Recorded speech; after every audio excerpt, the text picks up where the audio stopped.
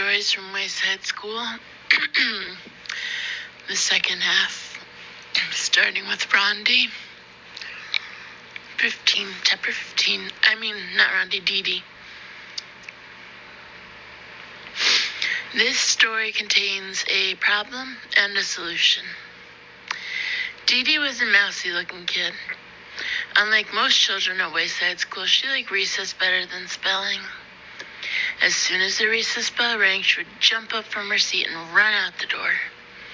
There were big signs in Wayside School on every floor. No jumping down the stairs. Dee never seemed to notice the signs. She jumped down the stairs. Some children took the stairs 2 at a time. Dee took them 10 at a time. That was on the way down. It was funny. She never seemed to be in quite the same hurry on the way back up. There was another sign at Wayside School. No cutting across the grass. Dee must not ever have seen that one either. She cut across the grass and ran up to Louis, the art teacher. I want a green ball, Dee said. The green balls were the best. I'm all out of green balls, said Louis. Okay, then I want a red ball, said Dee. The red balls were just about as good as the green balls. They didn't bounce as high, but actually sometimes you don't want a ball to bounce too high. I'm all out of red balls too, said Louis. Do you have anything left? Asked Dee. Dee meant anything besides the yellow ball. There was one yellow ball at Wayside School, and Louis was always trying to get rid of it. It didn't bounce, and it never went the way it was kicked. Anything at all? Asked Dee. Well, today's your lucky day, said Louis. I have one ball left, just for you. The one and only yellow ball. No thanks, said Dee. Come on, take it, said Louis. Why don't you ever have any green or red balls? Asked Dee. I do, said Louis, but the other children asked first. By the time you get out here, they're all gone. Well, but that's because I have to come all the way from the 30th floor. How do you expect me to compete with the kids from the first or second? She asked. Well, that's why I saved you the yellow ball, said Louis. Everybody wanted it, but I saved it just for you. I bet, said Dee. She took the yellow ball and bounced it on the ground. It stopped dead with a thud. She stepped back, ran up, and kicked it. It went backwards over her head. She didn't bother chasing it. Instead, she played hopscotch with Jenny and Leslie. She thought it was disgusting. The next day, Dee asked Mrs. Jules if she could go to recess early. Why? Asked Mrs. Jules. So I can get a green ball before Louis gives them all away, said Dee. I'm glad you have a good reason, said Mrs. Jules. Yes, you may go, but first, spell Mississippi for me. Spelling was not Dee's best subject. By the time she finally got it right, she was 5 minutes late for recess. She jumped down the stairs, cut across the grass, and ran up to Louis. There were no green balls left. There were no red balls left either. However, there was still the yellow ball. Dee played jump rope with Joy and Mauricia. It was no better than hopscotch. So Dee's problem was to figure out a way to get a green ball, or at least a red ball. You already know that this story also contains a solution. Dee figured it out. See if you can too. Remember everything you know about Dee, Wayside School, and Mrs. Jules. Hint, the next day, Dee brought a cream cheese and jelly sandwich, some nuts, and shredded cheese in her lunchbox. Here's what happened. Just before recess, Dee smeared the cream cheese and jelly all over her face. Then she stuffed her mouth with nuts and hung the shredded cheese from her nose. When she closed her eyes, she looked just like a dead rat. Todd was in on the plan. "Mrs. Jules," he called out, "there's a dead rat in the classroom." Mrs. Jules was very put out. "I want that dead rat outside immediately." When Mrs. Jules said immediately, she meant it. Dee Dee instantly found herself outside on the playground. "I want a green ball," she said. Louis pretended that he hadn't heard her. "May I please have a green ball?" asked Dee Dee. Louis gave her a green ball. "I don't know how you did it, Dee Dee, but you're first today," he said. When Mrs. Jules found out that Dee Dee and Todd had tricked her, she sent Todd home early on the kindergarten bus. Dee Dee threw the green ball on the ground. It bounced 50 feet straight up in the air, and then she caught it. "You don't like me, do you?" she asked Louis. "Well, sure I do," said Louis. "No, you don't," said Dee Dee. "Yes, I like you," said Louis. "No, you don't," Dee Dee insisted. "Yes, I like you, I really do," said Louis. "Are you sure?" asked Dee Dee. "Yes," said Louis. "Don't you believe me?" "I guess so," said Dee Dee. "Do you like me?" asked Louis. "You bet," said Dee Dee. "You're my best friend." "Terrific," said Louis. "I always wanted to be best friends with the dead rat." Chapter 16, DJ. DJ skipped up the 30 flights of stairs to Mrs. Jules' room. He was grinning from ear to ear, from nose to chin, from here to there and back again. "Hey, DJ," Todd shouted. "Glad to see you." Todd was a pushover for smiling faces. Mrs. Jules heard him. She began to write Todd's name on the board under discipline, but when she saw DJ's smile, she put down the chalk. "Good morning, DJ," she said. "What are you so happy about?" DJ grinned and shrugged his shoulders. Mrs. Jules smiled. Damien looked at the smile on Mrs. Jules' face, then at Todd's, and finally at DJ's. Then Damien smiled too. His smile was almost as big as DJ's. They were best friends. Once they saw the two of them smiling, the rest of the class couldn't help but smile. Rondi had a very cute one due to her 2 missing front teeth. Nobody had an ugly smile.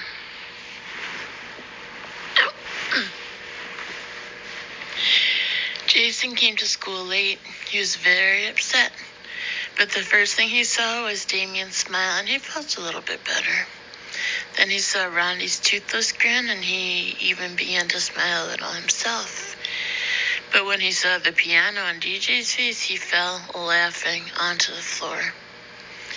Everybody started to laugh, even Kathy, and she hardly ever laughed, except when someone hurt himself.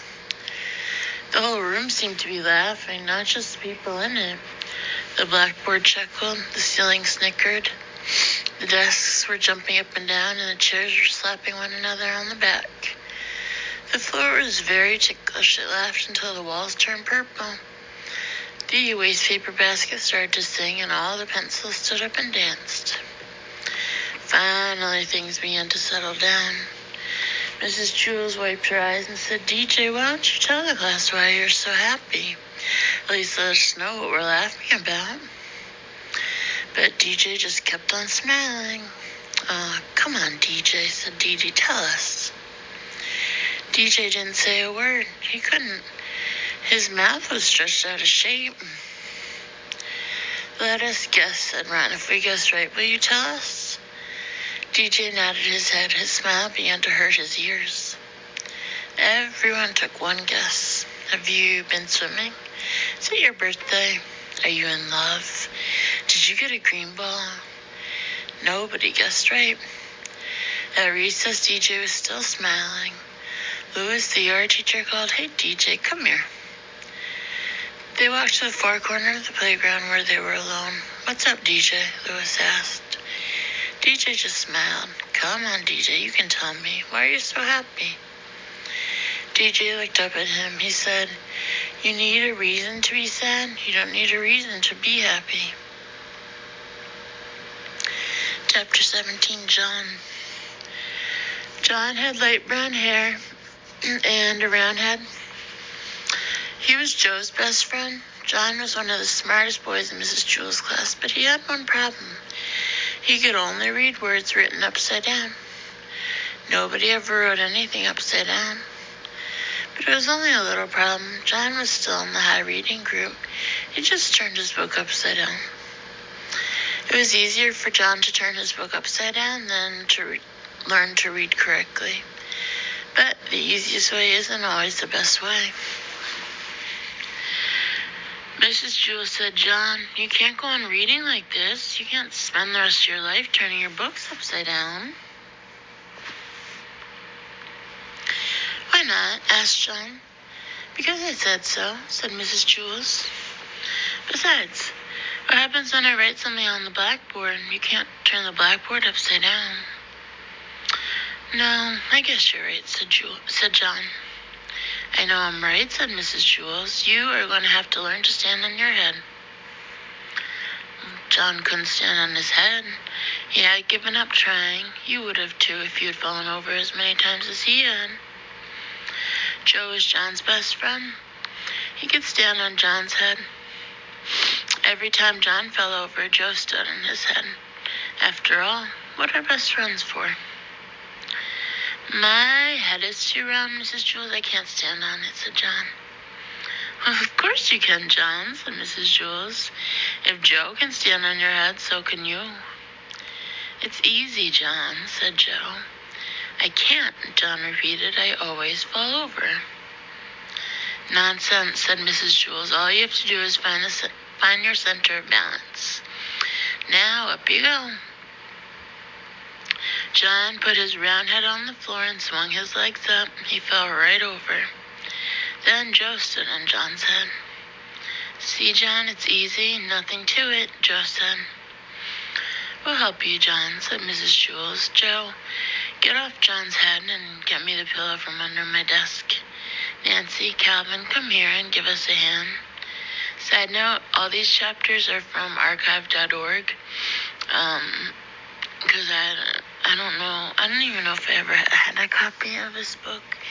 If I did, I have no idea where it went.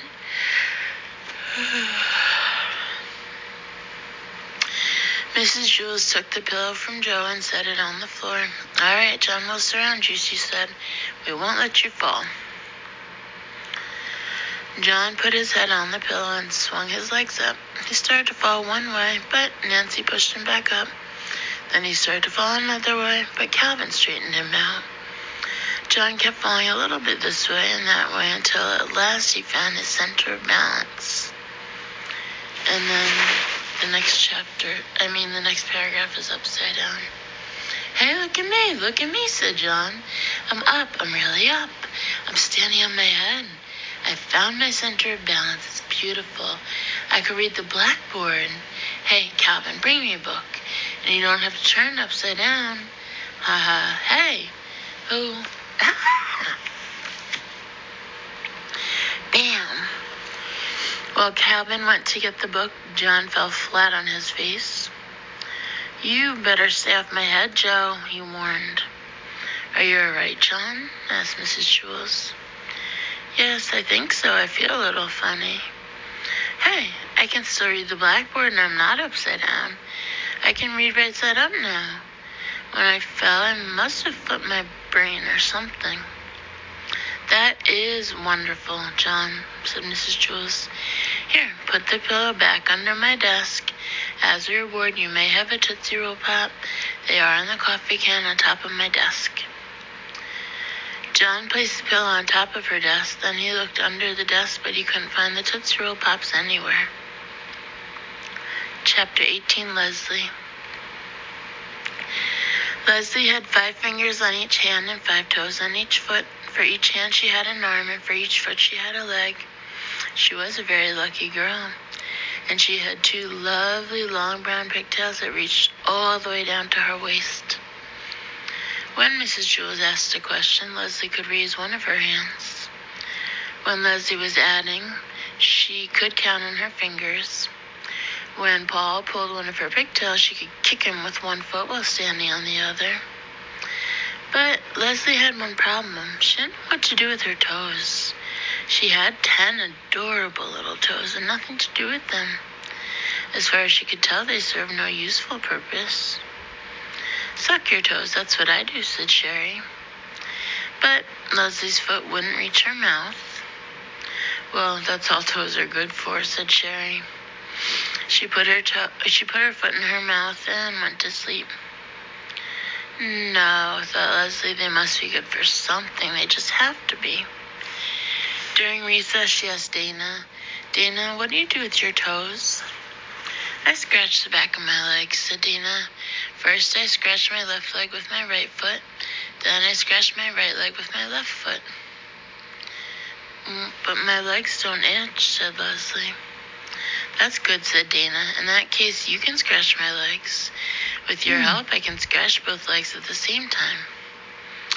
"No, never mind," said Leslie. She walked up behind Louis, the art teacher, and hopped on his shoulders. "Louis," said Leslie, "I don't know what to do with my toes." Louis tugged her foot. "Yes, that is a serious problem," he said. "But I'll tell you what I'll do. I'll take them off your hands for you, or rather, your feet. Just cut them off and give them to me." "What?" asked Leslie. "You don't want them, so I'll take them," said Louis. "You won't ever have to worry about them again." "No," said Leslie. "I'll give them to Miss Mush," said Louis. "She can make little hot dogs out of them." Miss Mush was the lunch teacher. "No, I'm not going to give my toes away," said Leslie. "All right," said Louis. "I'll give you a nickel apiece for them." "No, you can't have them," said Leslie. "Why not?" Louis asked. "They're no good to you anyhow. And think of all you can buy for 50 cents. The bell rang. "I'll think it over," said Leslie. She ran back to class. "Mrs. Jules," said Leslie, "I don't see any reason for keeping my toes." "Oh, Leslie, I'm sure there are lots of good reasons," said Mrs. Jules. "Well, I can't think of any. My legs don't itch, and I can't get my foot in my mouth. Louis offered me a nickel apiece for them, and it seems to me like a good deal. But I wanted to check with you first." "I think Louis was pulling your leg," said Mrs. Jules. "No," said Leslie, "he was pulling my toes." "What would he want with your toes?" asked Mrs. Jules. "Oh, I don't know," said Leslie, "but if he's willing to give me 5 cents apiece for them, then I'm going to take him up on it. That's 50 cents.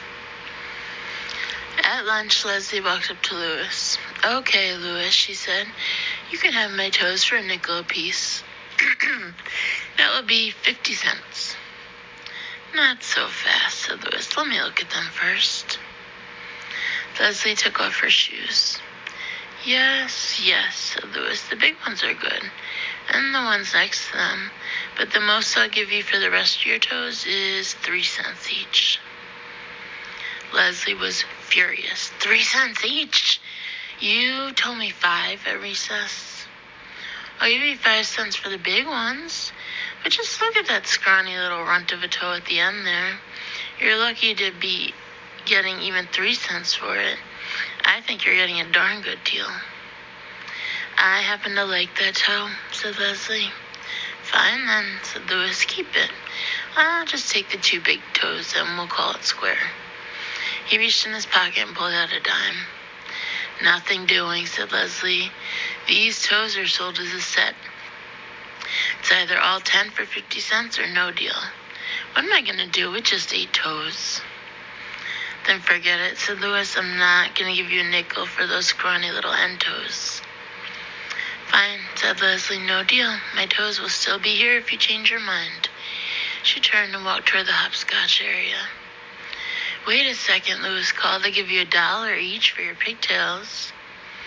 Leslie turned around and looked at him with fiery eyes. "Cut my hair?" she exclaimed. "Are you crazy?" Chapter 19. Miss Zarves.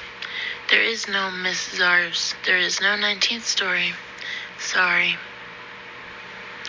Chapter 20, Kathy. Kathy doesn't like you. She doesn't know you, but she still doesn't like you. She thinks you are stupid. In fact, she thinks you are the stupidest person she doesn't know. What do you think of that? She also thinks you're ugly. As a matter of fact, she thinks you are the ugliest person she doesn't know. And she doesn't know a lot of people. She doesn't like the people she knows either. She hates everybody in Mrs. Jewell's class. She did like one member of the class. She liked Sammy. She thought he was funny. Sammy was a dead rat. But Kathy has good reasons for not liking any of the children she knows. She doesn't like DJ because he smiles too much. And she doesn't like John because he can't stand on his head. Kathy once had a cat named Skunks. She liked skunks, but she was afraid that skunks would run away. You have nothing to worry about, Kathy, said Mrs. Jewell. Skunks won't run away. Just be nice to him and feed him and pet him and he won't run away. He may go out and play, but he'll always come back. No, you're wrong, Mrs. Jewell, said Kathy. What do you know? He'll run away. So Kathy kept Skunks locked up in her closet at home. She never let him out and sometimes even forgot to feed him. One day while Kathy was looking for her other shoe, Skunks ran out of the closet and never came back. You said he would come back, Mrs. Jewell, said Kathy. He never came back. You were wrong. I was right. That was why Kathy didn't like Mrs. Jewell's. The next time I get a cat, I'll kill him. Then he'll never run away, said Kathy. Then there was the time that Damien tried to teach Kathy how to play catch. Damien said, when I throw you the ball, Kathy, try to catch it. I can't catch it, said Kathy. I'll just get hurt. You won't get hurt, Damien insisted. Just watch the ball. He tossed it to her. But Kathy knew she'd get hurt, so she closed her eyes. The ball hit her on the cheek. It hurt. Kathy began to cry. You were wrong, she sobbed. I was right. That was why Kathy didn't like Damien. Allison believed that if you are nice to someone, then they'll be nice to you. So one day she brought Kathy a cookie. I don't want your ugly cookie, said Kathy. It probably tastes terrible. Allison said, no, it is very good. I made it myself. Kathy said, if you made it, then it must stink. You can't cook. You're too stupid. She just put the cookie in her desk along with her pencils, crayons, and books. 3 weeks later, Kathy was hungry. All right, Allison, she said, I'll try your stupid cookie. She took it out of her desk. It was covered with dust. She bit it. It was hard and tasted terrible. See, said Kathy, I was right. That was why Kathy didn't like Allison. Yes, Kathy had very good reasons for not liking anybody she knew. But she also has a good reason for not liking you, and she doesn't even know you. Her reason is this. She knows that if you ever met her, you wouldn't like her. You don't like Kathy, do you? See, she was right. It's funny how a person can be right all the time and still be wrong. Chapter 21, Ron. Ron had curly hair and little feet. I want to play kickball, he said. You can't play, said Terrence. Get out of here, said Dee Dee. Scram, said Jason. I want to play kickball, said Ron. Well, you're not playing, said Terrence. Beat it. Ron stomped across the playground to the hopscotch area. Jenny was playing hopscotch with Louis. Jenny was on 9. Louis was still on 4, but it was his turn. I want to play kickball, Ron said. So go play kickball, said Louis. Terrence won't let me play, said Ron. Louis walked with Ron to the kickball field. Hey, what about our hopscotch game? Jenny asked. You won, said Louis. I just beat Louis in hopscotch, Jenny announced. Leslie, Rondi, and Allison flocked around her. Hey, Louis, Damien shouted. You want to play kickball? All right, said Lewis. Ron and I will both play. No, said Terrence. Ron isn't playing. Anyone who wants to play can play, said Lewis. No, he can't, said Terrence. It's my ball. It isn't your ball, said Lewis. You gave it to me, said Terrence. I gave it to you to share, said Lewis. If you can't share it, you can't have it. Oh, all right, said Terrence, but I get to pitch. Ron and I will stand everybody, Lewis announced. All right, said Jason, we'll kill them. We'll murder them, said Dee Dee. We'll smash them, said Myron. We'll see, said Lewis. Ron pitched and Lewis played the other 8 positions. 20 minutes later, they finally got 3 outs. The score was 21-0. Ron was up first. Infield in, shouted Damien. Everybody stood within 10 feet of home plate. All right, Ron, Lewis shouted. Kick it over their heads. Ron kicked the ball only 3.5 feet. Todd picked it up and threw him out. Lewis was up. Everybody ran to the edge of the outfield. Still, Lewis kicked the ball over their heads for a home run. Everybody ran all the way back in again for Ron's up. He kicked the ball only 2 feet. Dee Dee tagged him out. Lewis kicked another home run. Ron then kicked the ball a foot and tripped over it on his way to first base. 3 outs. Ron and Lewis held the other team to only 5 runs the next inning. That was because the bell rang. Lunch was finally over. Lewis and Ron lost 26-2. Ron had had a wonderful time. The next day, Ron said, I want to play kickball. You can't play, said Terrence. Get out of here, said Jason. Scram, said Dee Dee. I want to play kickball, Ron told Lewis. Lewis walked with him to the kickball field. Ron and I will stand all of you. Everybody liked the teams. Ron pitched while Lewis played the other 8 positions. They lost 57-2. After the game, Lewis took Ron aside. Listen, Ron, he said, why do you always want to play kickball? You can't kick, you can't field, you can't even run to first base. You just get smashed every game. Hey, now wait a second, said Ron. Don't go blaming it all on me. You're half the team too, you know. And with that, he punched Lewis in the stomach. And he punched a heck of a lot harder than he kicked. Chapter 22, The 3 Erics. In Mrs. Jewell's class, there were 3 children named Eric. Eric Fry, Eric Bacon, and Eric Ovens. They were known throughout the school for being fat. Eric Fry sat at this end of the room, Eric Bacon sat in the middle of the room, and Eric Ovens sat at that end of the room. There was a joke around Wayside School that if all 3 Erics were ever at the same end of this room at the same time, the whole school would tip over. Eric Bacon hated jokes like that. That's not surprising. After all, he wasn't even fat. In fact, he was the skinniest kid in Mrs. Jewell's class. But nobody seemed to notice. The other 2 Erics were fat, and so everyone just thought all Erics were fat. But I'm not fat, Eric Bacon insisted. What's your name? Asked Jason. Eric, said Eric Bacon. Then you're fat, Jason concluded.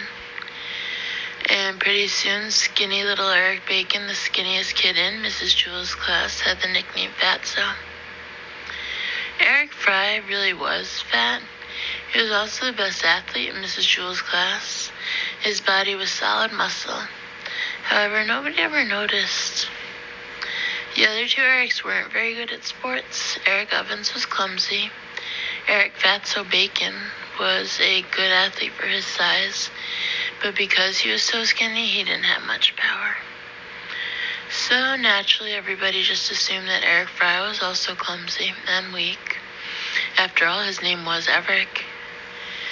Whenever the other kids chose up teams, Eric Fry was the last one picked. They never noticed his home runs or the fabulous catches he made. Like all great athletes, he made the impossible look easy. Of course, the other kids did notice the one time that he dropped the ball. Eric Fry was playing right field. Terrence belted a deep fly to left. Eric Fry raced all the way across the field after the ball and at the last second dived at it. He caught it in midair on his fingertips, but as he hit the ground, the ball squirted loose. "Well, what do you expect from Butterfingers?" said Stephen. And since that time, Eric Fry had the nickname Butterfingers. Eric Ovens was the nicest person in Mrs. Jewell's class. He treated everyone equally and always had a kind word to say. But because his name was Eric, everyone thought he was mean. Fatso was mean because everyone called him Fatso. Butterfingers was mean because he always had to play right field. So naturally, everyone just assumed that Eric Ovens was also mean. They called him Crabapple. "Good morning, Allison," said Eric Ovens. "How are you?" "Lay off, Crabapple, will ya?" answered Allison. "If you don't have something nice to say, don't say anything at all." All three of the Erics had nicknames. It was better that way. Otherwise, when someone said, "Hey, Eric," no one knew to whom he was talking. One time, all the Erics would answer, and the next time, none of them would answer. But when someone said, "Hey, Crabapple," then Eric Ovens knew they were talking to him. And if someone said, "Hey, Butterfingers," Eric Fry knew they meant him. And when someone said, "Hey, Fatso," Eric Bacon knew that he was being called. Chapter 23, Allison. Allison had pretty blonde hair and always wore a sky blue windbreaker. Her windbreaker was the same color as her eyes. She was best friends with Rondi. Rondi had blonde hair too, but she was missing her two front teeth. Allison had all of her teeth. Allison used to say that she knocked Rondi's teeth out. Allison was very pretty, so all the boys in Mrs. Jewell's class teased her, especially Jason. But Allison said, "Leave me alone or I'll knock your teeth out, like I did Rondi's." The boys didn't bother her after that. One day, Allison brought a tangerine for lunch. She took the peel off in one piece. Miss Mush, the lunch teacher, walked up to her. "Allison, may I have your tangerine?" she asked. Miss Mush always gave food to the children, so Allison was happy to give her tangerine to Miss Mush. Miss Mush shoved it in her mouth and swallowed it in less than 4 seconds. Allison left the lunchroom and walked down to the library. The lunchroom was on the 15th story. The library was on the 17th. Allison already had her book. She just went to the library because it was nice and quiet there. The librarian walked up to Allison. "What are you reading?" she asked. Allison told her the name of the book. "That sounds like a good book," said the librarian. "I never read that one. May I borrow it?" The librarian always lent books to the children. Allison was glad to be able to return the favor. She gave the librarian the book, then walked down the stairs outside to the playground. All of Allison's friends were playing freeze tag. Allison didn't feel like playing. She reached into the pocket of her sky blue windbreaker and took out a tennis ball. She bounced it a couple times on the ground. Louis came up to her. "Hi, Allison," he said. "May I play with your tennis ball?" Louis always gave balls to the children. Allison happily gave her ball to Louis. Louis threw the ball all the way to the other side of the playground, and then he went chasing after it. Allison didn't feel like doing anything. Jason ran up and tagged her. "You're frozen," he said. "Get out of here before I knock your teeth out," said Allison. Jason shrugged his shoulders and left. Allison went back inside and up the 30 flights of stairs to Mrs. Jewell's room. The lunch period wasn't over yet, but Allison didn't feel like doing anything else. She'd given her food to the lunch teacher, her book to the librarian, and her ball to the yard teacher. She went inside her classroom. Mrs. Jewell was there. "Oh, Allison, I'm glad you're here," said Mrs. Jewell. "I'm having trouble with an arithmetic problem. Maybe you can help." Sure, said Allison. Mrs. Jules always helped the children with their problems. Allison was happy to help. How do you spell chair? Asked Mrs. Jules. C-H-A-I-R, said Allison. Yes, that's right, said Mrs. Jules. I knew it wasn't C-H-A-R-E, but I couldn't remember what it was. That's not an arithmetic problem, said Allison. That's spelling. Yes, you are right again, said Mrs. Jules. I always get the two mixed up. The bell rang. The lunch period was over. Allison could hear the other children running up the stairs. Allison, said Mrs. Jules, you learned a very important secret today, and I don't want you to tell any of the other children, not even Rondi. What was that? Asked Allison. She didn't even know she learned a secret. She loved secrets. You learned that children are really smarter than their teachers, said Mrs. Jules. Oh, that's no secret, said Allison. Everybody knows that. Chapter 24, Damien. Damien had hazel eyes with a little black dot in the middle of each of them. The dots were called pupils. So was Damien. He was a pupil in Mrs. Jules' class. Mrs. Jules was about to show the class a movie. She turned out the lights. When it was dark, Damien's pupils got bigger. Damien, said Mrs. Jules, run downstairs and ask Louis if he'd like to see the movie with us. Damien ran down the 30 flights of stairs to the playground. He stepped outside as Louis was hooking up a tetherball. Hey, Louis, Damien called. Do you want to see a movie in Mrs. Jules' class? Louis rubbed his chin. What movie? He asked. Damien shrugged his shoulders. I don't know, he said. I'll be right back. Damien ran all the way back up the stairs to the 30th story. Louis wants to know what movie, said Damien. Does he want to know the name of the movie or what the movie's about? Asked Mrs. Jules. I don't know, said Damien. I'll ask him.